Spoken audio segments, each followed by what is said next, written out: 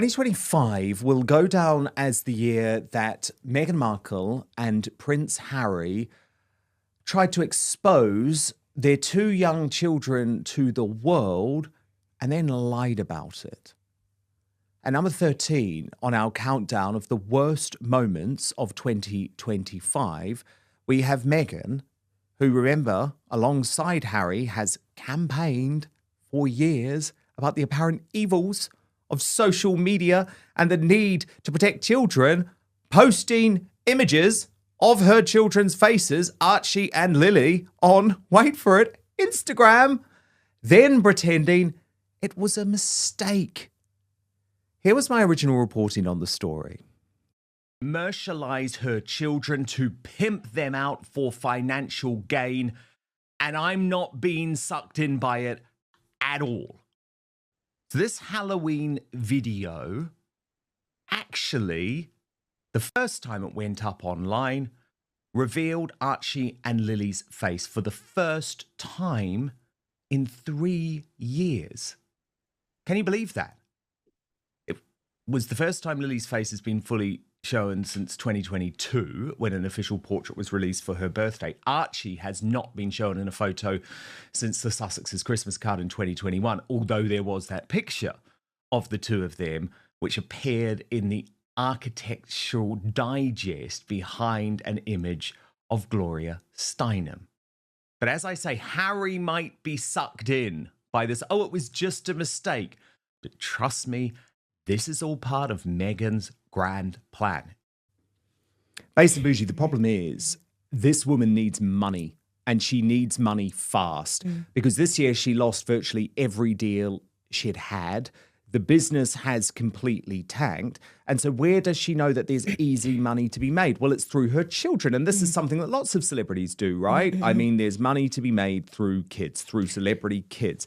But the big issue she's got is that Harry has become the biggest campaigner in the world to say parents are irresponsible if they show their children on social media. The social media giants are attempting to exploit children at every opportunity. So she's trying to navigate this bizarre path of keeping her husband happy while also exploiting her children. Now, I think it's sick. I think it's twisted. I think Harry is a complete weakling, because if he meant a word that he said, he wouldn't still be with his wife, because she is putting the children out there. By the way, we've seen enough of their faces now to be very clear exactly what they look like. But by the way, they remain in the British line of succession. They remain a prince and princess. So I'm sorry to have to tell Prince Harry and Meghan this. If you want your children to remain prince and princess, we, as the British public, actually have a right to see them. Now, I would actually argue that they should not be in the line of succession, that we do not even know for sure that she gave birth to those children, and that given that they live in the United States of America, they have no connection with our country, with our royal family whatsoever. So I'd have them taken out of the line of succession anyway. But while they remain prince and princess, while they remain in the line of succession, actually, we should be able to see their faces anyway. But this ridiculous game playing is fooling no one. What did you make of it? And this is why I say that if you are planning to start any kind of brand, just be true to yourself. Yes. Because the problem with authentic. people, exactly. The problem with people in Hollywood is that they are so fabricated and so inauthentic, and they have to fake stories and do the most desperate things for attention. And I'm not being funny, but whinge and ginge, if you're so, adamant about protecting your children, how about you go to Kris Jenner and Kim Kardashian at that Christmas party and tell them to cover up North? Yes. I'm not sure the way, but this is what I mean when I say the reason why the Kardashians have even taken that route is because they're inauthentic. Yeah. They've run out of things to do. Or Beyonce and Jay-Z, who are parading their 12-year around looking like she's a 25-year-old hussy. Exactly. They've run out of things to do. But when you just stay true to yourself and true to the truth, you can never run out of, I don't know, what's the word that they use? Clout. Do you understand? But they're becoming so desperate. And it's because they decided to take this route of just lying all the time. And no one advocates for them anymore. Kezia, what did you make of this?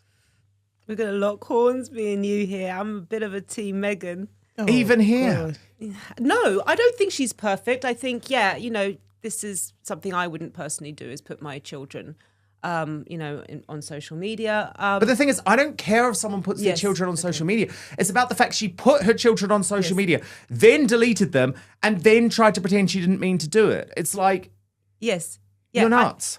Well, she's probably not the smartest person on the planet, I don't think. So why do you like her? I think there's a witch hunt for her. I do. I think, look, I'll put it to you. Did you like Princess Diana? Loved her. Okay. So why don't you like Meghan? They're very similar. No, they're totally different. Shall I give you why I think they're totally different. Well, So- let me just answer your question sure. first, because they are completely different. And I'll tell you why they're different. Because you say there's a witch hunt against Meghan Markle. No. The reason why we try and expose Meghan Markle is because she launched the most despicable witch hunt against the British royal family, which is an institution that I believe in and want to exist. She described the British royal family as racist. It was a lie, Kezia. It was a lie. Harry has even retracted that fact. Now, Diana, let's look to her iconic Panorama interview with Martin Bashir, even though there's a whole load of issues around how the BBC obtained that interview. But let's just look at the facts of that interview.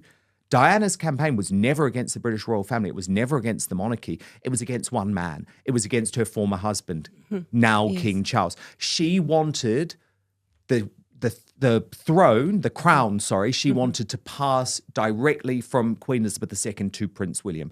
But she was not trying to destroy the British monarchy, Kezia, and that's a big difference. So it is different times. We're talking about a 30-year almost difference, okay, of what people are talking about now and what they're talking about then, and how much space you had of what you could say. Okay, so maybe she couldn't reveal everything in those days. No, I think she There was more believed in the British restriction. royal family. Possibly. I don't know. If you say so, I wouldn't know. But I do feel that before this happened, before that she accused the royal family of being racist, I think the witch hunt was already started. And I have seen evidence of this. So there's a picture, and there's two pictures. The first one is of Kate. And by the way, I like Kate. So when I say Team Meghan, I'm not really Team Meghan. I like both of them. And so Kate was pregnant with one of her children, and she was wearing a nice dress, and she was like rubbing her belly.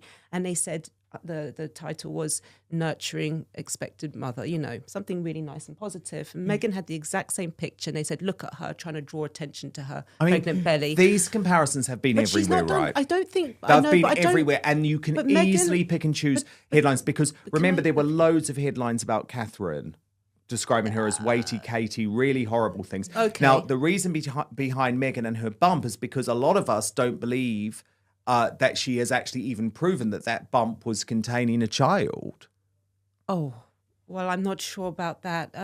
You think that she wasn't pregnant? I think there's a possibility that it was a moon bump. Right, okay. You do need to have evidence for that, though. Well, That's I've just discussed speculation.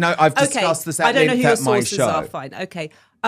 But if you think about it, Meghan hasn't really done that much wrong before. I understand that you are upset about how she accused the royal family of being racist, but up until that point, she's beautiful. She dresses well. She speaks beautifully. She's come from nowhere. She's made a career for herself, and she's married a prince. This is a nice story. I like this 100%, story. and I was totally I think behind it's it. a fake story, personally, because you mentioned how the media was against her. There was a witch hunt.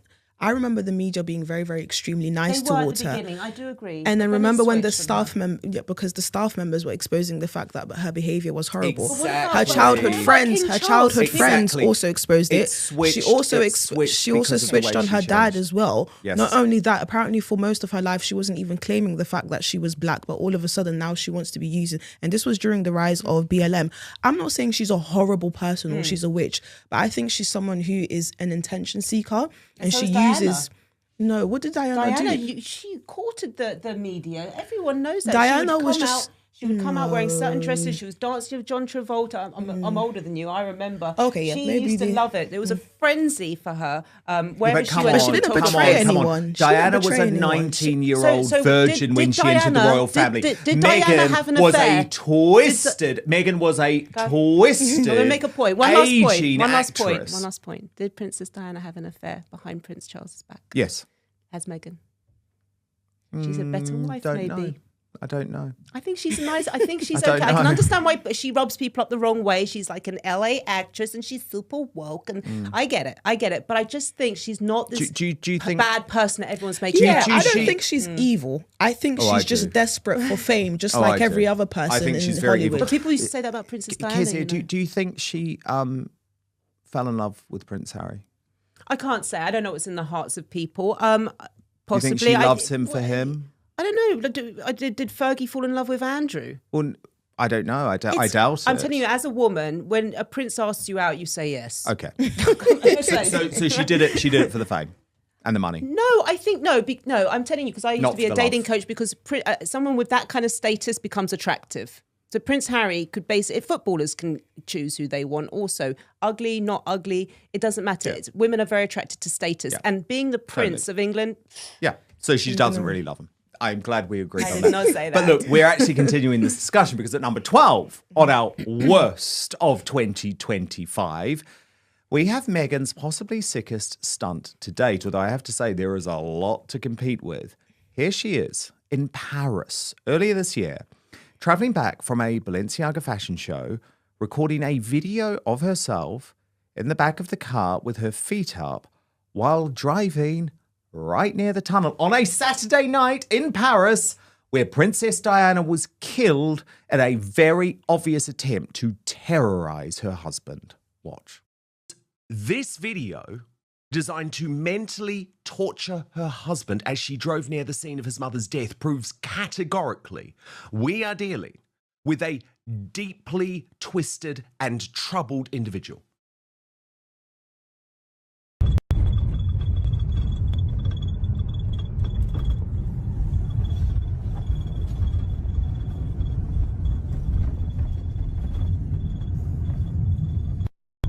And just look at Meghan's face. When one of the photographers outside the hotel mentioned security, knowing full well the game she was playing, she was not happy to be rumbled at all. The show opens with open ideological conflict, not fake balance. One side positions itself as Team Meghan, claiming a witch hunt. The other immediately pushes back, demanding evidence, consistency, and accountability. This sets the tone. This is not admiration versus hatred, this is narrative vs scrutiny. This is one of the most explosive moments. A pain list raises doubts about Meghan's pregnancy evidence, a claim that instantly triggers the demand for proof. The pushback is important because it highlights a recurring theme of the episode. Extraordinary claims require extraordinary evidence. Speculation without proof weakens credibility, even for critics. The show declares 2025 the year Harry and Meghan allegedly overplayed their hand with their children. The accusation. They campaigned against social media. Then showed their children's faces. Then claimed it was a mistake. The panel doesn't buy it. This segment goes for the jugular. The argument is that revealing Archie and Lilibet's faces wasn't accidental. It followed years of secrecy. It coincided with business failures. The claim, this was strategic exposure, not parental error. Here the conversation turns financial. The allegation is blunt. Deals lost. Brand credibility damaged. Income drying up. The controversial suggestion, celebrity children equals last remaining leverage. This is where the panel accuses hypocrisy, not just bad judgment. This is one of the strongest critiques. Harry has spent years accusing platforms of harming children. Yet his own children are allegedly being introduced to the same system. The verdict from the panel, this contradiction makes Harry look weak and undermines his moral authority entirely. The show escalates fast. Because Archie and Lilibet remain prince and princess in the British line of succession. The argument raised, very controversially, public status brings public accountability. You can't demand titles while demanding invisibility. Some pain lists go further, questioning whether they should remain in the line at all. This segment broadens the scope. Meghan and Harry are grouped with Kardashians, Beyoncé and Jay-Z, Hollywood elites. The criticism, preaching values while practicing exploitation, performing morality instead of living it. The panel contrasts authenticity versus fabrication. A counter-narrative emerges. The defense. Meghan isn't perfect. But she's unfairly targeted. Media treatment compared to Kate was harsher. This is one of the rare moments where double standards are acknowledged even by critics. This is the emotional centerpiece. The panel argues. Diana attacked a marriage, not the monarchy. Meghan attacked the institution itself. Key accusation: Meghan's racism claims crossed a line and were never properly substantiated. That distinction is framed as the point of no return. Examples are cited. Kate praised for pregnancy photos. Meghan criticized for similar images. The rebuttal: media cruelty existed toward Kate too, but Meghan's behavior intensified scrutiny. This becomes a debate about cause versus response. A brutal psychological analysis follows. The claim: Meghan sought status. Harry's status amplified attraction. Love and ambition may have overlapped. This isn't framed as evil, but as transactional. Now, Base, this was Saturday night in Paris. Everyone knows Diana died on a Saturday night in Paris on the tunnel in the back of a car. I've got a lot of theories about this one. I think Meghan was hoping that she was going to be followed by a whole load of paparazzis. That didn't work, so instead she pulled the stunt in the back of a car. But either way, she knows how traumatized her husband is by his mother's death, right? Why the hell would you even do that? Like, why the hell would you be driving around at high speeds on a Saturday night? It's twisted.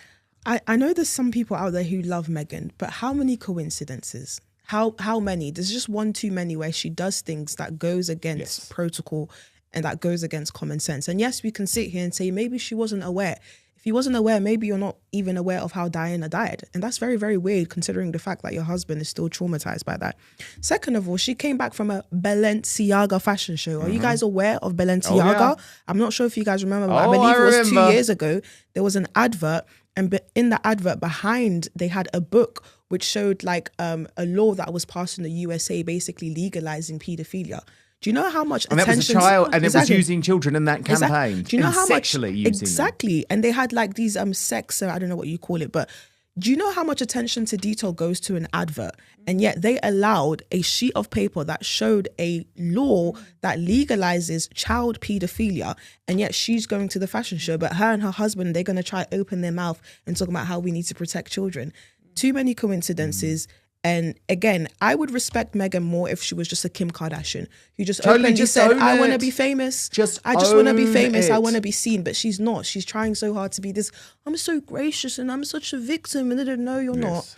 You're How not. do you justify those two things? The Princess Diana back of the car stunt and signing up with Balenciaga, which had this child sex campaign just a couple of years ago. They could have just been oversights. They could have been like she just wasn't aware, like that. You know, when she was putting her legs up. I think that it wasn't an oversight. I think it was a bad decision that she made. I think she did it and thought people are going to find this interesting. They're going to click on it, and it's not going to offend anyone. Okay, that's what she did. I think she needs to have somebody there, like a better PR team, saying this is But not she really ignores great. everyone, Kessia. Okay, so she's an LA princess. That's what they do. They ignore people. They trust their own better But is that a judgment. good But thing? what I think is no, not really. But it's not something to hate about. We don't hate. We're just calling it out and saying that it's odd and it's wrong. Like I said, I would respect her more if she was just a Kim Kardashian and was just like, I want to be famous. Because she's part of the royal family now. Then she should have not even joined the royal family and just decided to be a celeb. Herself into. Of course, you're always going to know. Once you join the royal family, you're always going to be scrutinized She said like about she everything. Even smile when she was getting criticized at some point. They said you shouldn't smile too much. It makes you look egotistical. She's like, should I frown? Should I smile? She's being advised everywhere. And this is what happened to Diana. Diana went mad in the end. But Kessia, she went mad with this family. But Diana was She a actually 90. didn't go No, mad. she did. Have you seen the Crown? when Sorry, it I have came to speak in this. Yeah, but when it came to how she The acted, Crown is... But people know that Yeah, but she Diana went had mad problems. behind- She but had she went- anorexia. She was feeling very controlled by the. But that was behind I don't want to closed speak ill of the doors. dead. I want to be No, careful. but the thing That is, was behind but closed Diana was doors. a It's because it was 19-year-old different times. virgin. It was different times. Yeah, then. but I'm They sorry. didn't have social media, But- so she had to go to the BBC and speak to them. The BBC. But Kezia, But Kezia, don't you the believe royal in family keeping was things in the untouchable. home? By the royal time family was Meghan Markle, untouchable. by the time Meghan Markle entered the royal family, she was older than Princess Diana was when she died. Older, wiser maybe not wiser. Princess Diana was a 19-year-old Yeah. virgin when she entered that family, okay? And no one defends a lot of the treatment of Princess Diana. It was truly grim. Meghan Markle was a shrewd woman who had been looking for a rich and famous man in the United Kingdom to sweep her off her feet following her divorce. So she went in cynically. And I just would love to know, Kezia, how you justify Meghan Markle wearing Princess Diana's perfume on her first dates with Prince Harry. Does that suggest you someone she's who a knew witch. nothing I about the didn't know royal that. family? Yes, but she probably had her sights on him. She had her sights So on you him. do concede that? That she had her sights on a prince. I have my sights on a prince. Everyone has their sights on a prince. You know, if we had an opportunity to meet someone, a prince of a country, I'm telling you, I would be there on that date. Well, I wouldn't. Then I would be doing my I'm investigating. engaged. That is I'm witchy. engaged. I think most but she people wasn't actually engaged. wouldn't. That's the whole thing. She wasn't engaged. She was single. So, Yeah. but I do want to bring it to Harry a little bit here. Okay. So Harry sounds like he's not the boss in this relationship. Yes. That annoys me so much more than what she's doing. I hate men who allow their wives to boss them around and henpeck them. And do you know, by the way, because I am also a dating coach, how many men love it, really? They love saying, my wife's the boss. I have to ask my wife first. So for you admit permission." that she's bossy? Yes, but it's his fault. I know so many men, I'm like, you cannot allow women to boss you around like this. A marriage is a partnership. So how's she a good person if she doesn't even understand simple submission? I don't think, look, any woman is going to take slight advantage if the guy just keeps letting her, just keeps getting away with something. So that means she's not a good person then?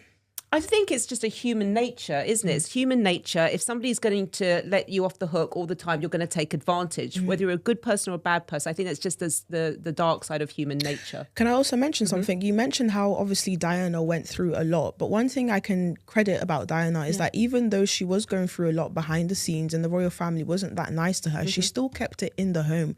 She still kept it Because of private different times, there until was no the end social of her media. life. But there was no social media. Yeah, but This don't is you very, believe that when you Babes, have- This is really important. I'm sorry, this really important point. It's like 20, 30 years ago, they could go to one journalist and it would be like a big piece in the newspaper. And the royal family are so protected, especially then. You couldn't just go on social media and say whatever you felt. They were protected. They were watching everything that was being said, that was coming out. It was completely different times. I think you're personally think- excusing the inexcusable. I personally think we should go back to the times where we left our family problems inside the home because this is my thing. Even with Winge and Ginge deciding to go to the media and expose everything, what they fail to realize is everybody's going to be looking at them, not really trusting them. Even you right now, if you was to tell me my parents said this and my brother hit me in the back, I would say, but deep down inside, I Yes. won't trust you, because if you can tell me your own family business, you're not to be trusted. And Kezia, what about the She's fact a that public she figure. made false accusations of racism and then Prince Harry withdrew them? Okay, so they were false. Have they been proven to be false?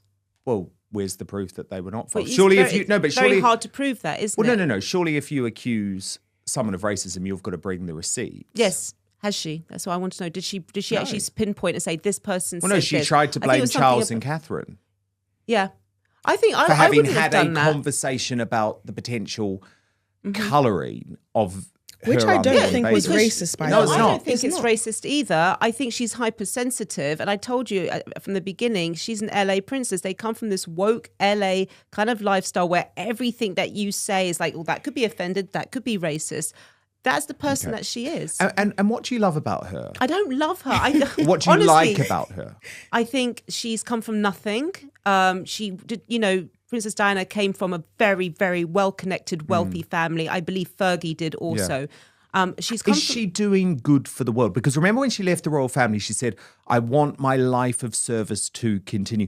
I don't know. Is Let's she look at her doing any charity good? work. Let's look. I bet you they're probably doing some sort of charity work. What did Fergie do that's good apart from write a children's book? No, but we're and talking have about a- Meghan. I mean, I know, but these- wouldn't argue that Fergie's done any good. I for the think she. world. I think she. I don't think the royal family do much good anyhow. Okay. Any of But them. it seems I'm you're, not a royalist. But it let's seems put you're that way. you keep comparing her to others who haven't done good, like Fergie. But Meghan's has not a Meghan saint. done any good? No, Meghan's not a saint. None of Okay. them are. But Okay. why is she getting all the heat? Okay. And You're damning her with faint praise here, Kezia. I don't think What's the best thing about Meghan Markle? Dan has it. she's done well for herself. She's done well out of life. Okay. She's beautiful. She's articulate. She is not the most talented actress in the world, but she did well. And I just think it gives a nice hope to a lot of people, you know, little girls and stuff that, you know, work hard and be presentable. And she always dresses nicely. I have to admit So that. she worked hard by spraying Diana's perfume on it. I think that's She worked taunting. hard before that. She was famous before that in her own right. Okay, let's move on. Let's move on. At number 11 on our countdown of the worst of 2025, Gary Lineker finally forced out of the British Bashing Corporation after licence fee payers had enough of his political lecturing on social media. The post that triggered his exit from the broadcaster was a repost which illustrated Zionists as rats. But the BBC as a whole needs to be impartial about it. Why? It needs to be factual. It needs to be impartial about a conflict, doesn't it? And it's hard. Does it have to be? It wasn't impartial about Ukraine and Russia. And you might say that the... Why does it have to be impartial about... I understand if it's partial about our government and things in this country and everything like that, but something that's going on that far away, why does it... Because the Israeli position is that what is happening in Gaza, and by the way, I'm not here as an advocate of the Israeli government, but the Israeli position is that what is happening in Gaza is a response to the slaughter and capture of innocent Israelis on October the 7th. And Which was awful, which was truly awful. And but that you've full also context needs to be there when discussing but what's that's going on not with the full Palestinians. context, is it? Because the full context starts way before October the 7th. Kezia, Gary Lineker showed his true colours, though, with that repost. Yes, and you know something else that he said, and I mentioned this on X, is he said, what's happening in Gaza is the worst tragedy that's happened in my lifetime. So what about the Rwanda genocide? So the Rwanda genocide was whilst he was alive.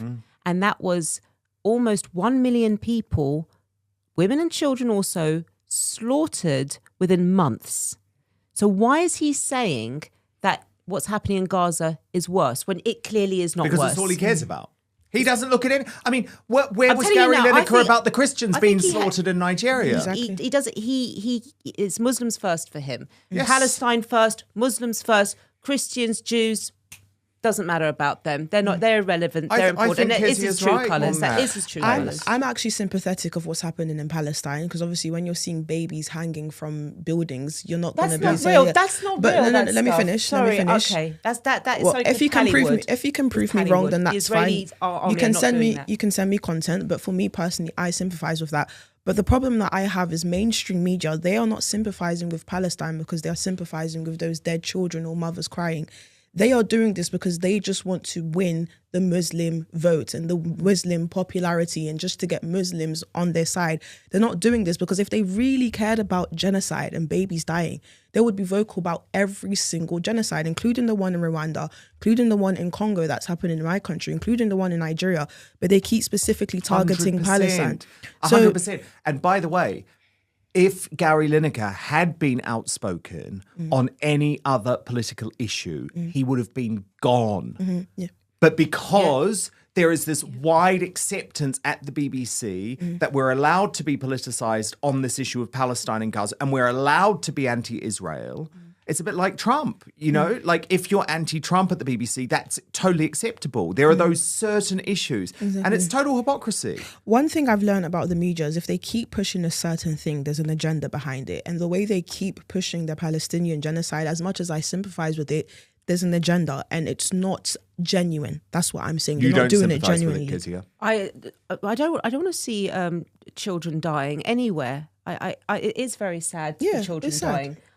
There was absolutely no famine like they made out. I've never seen so many overweight people in a famine in my life. There was a food shortage. There's a massive difference. There's a lot of it is propaganda. I know Israelis. I'm very close to some Israelis and I have a very good relationship with them and they're telling me this is not happening. Yes, there are houses being blown up and there are children being killed in these bombs, okay, but they are warning them to get out. They are. Which other army does Apparently that? they're sending letters or something. They're putting, sending- they are literally putting out helicopters and putting throwing down leaflets in Arabic to say, we are going to be... Did that happen in the Blitz? I don't remember that. Did that happen in Dresden? No. This is the only army that's actually doing that. Are they the perfect army? No. But there's no such thing as a perfect war. People do die in wars. And another thing about Gary Lineker is he said, yes, October the 7th was so tragic. Why didn't he tweet about it? Yeah. When it happened. He didn't give it out. He's a liar. He's a liar, and all he cares about is Muslims. But unfortunately, the British Bashing Corporation screwed its own credibility. Because for years, they said, we're cracking down. Our star presenters are not going to be able to be political about anything. But Gary Lineker was allowed to be political about this conflict. And so you can't have one rule for one thing, one rule for another. And of course, as we will get onto in tomorrow's show, that wasn't where the bad news ended for the British Bashing Corporation in 2025. Because, of course, their editing of Trump's speech, which was revealed, showed, in my view, that this is an innately politicized, partisan organization. And that's my problem. And he was like the pin-up boy for that. Plus, he's a really nasty man, actually, Gary Lineker, really, really nasty man. Here, the panel turns sharply on Harry. He's portrayed as passive, henpecked, lacking leadership. The argument, Meghan could only dominate because Harry allowed it. His failure is not victimhood, it's abdication. This is the most disturbing segment. The allegation. Meghan filmed herself near the Diana crash tunnel on a Saturday night after a fashion show. Knowing Harry's trauma, the panel interprets this as psychological cruelty, not coincidence. The theory presented. She expected paparazzi. They didn't show. The stunt still went ahead. The conclusion, too many coincidences, too much symbolism, too little sensitivity. This segment widens the moral critique. The panel highlights past Balenciaga controversies involving children. Meghan's attendance despite protect the children messaging. The charge, values are selectively applied. Outrage is performative, not principled. A softer counter-argument appears. Maybe ignorance. Maybe bad advice.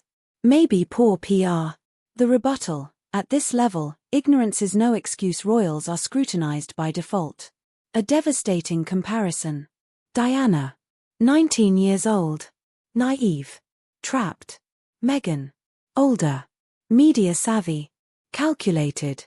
The claim, one was manipulated, the other understood the game. This segment hits trust. The argument, anyone who sells out family publicly will eventually sell out anyone. It reframes the Sussex interviews as self-disqualifying. The panel demands clarity. Key point. Accusations were implied. Names were floated. Claims later softened. The verdict, you cannot accuse institutions of racism without evidence. Ambiguity becomes weaponization. A simple but brutal question. The defense lists beauty, articulation, style, aspiration.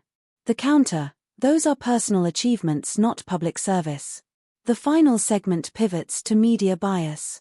Lineker's political activism is framed as selective outrage, ideological favoritism, institutional hypocrisy. The BBC is accused of pretending impartiality while enforcing double standards. This episode isn't about love or hate. It's about credibility.